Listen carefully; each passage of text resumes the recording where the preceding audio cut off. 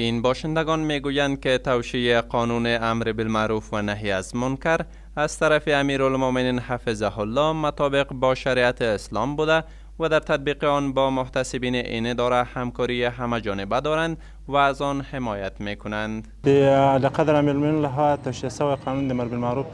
چې کوم قانون ده موږ هرکلی ورته کوو او په عموم کې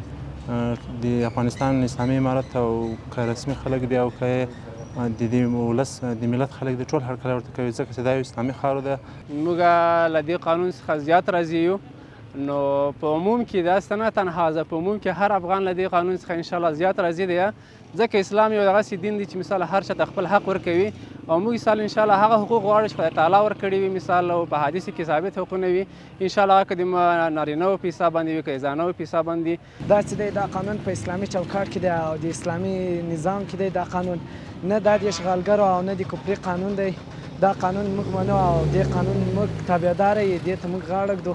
او دې قانون موږ پلویان او پلوی کوو د دې قانون. در همین حال رئیس امر بالمعروف و نهی از منکر غزنی میگوید که در این قانون 35 ماده‌ای طریقه تطبیق حکم شریعت واضح شده است. امیرالمؤمنین شیخ صادق خان چې کوم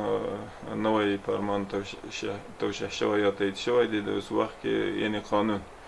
دا قانون تقریبا 15 ماده لري په 15 مادو په څلورو فصلونو باندې مشتمل دی.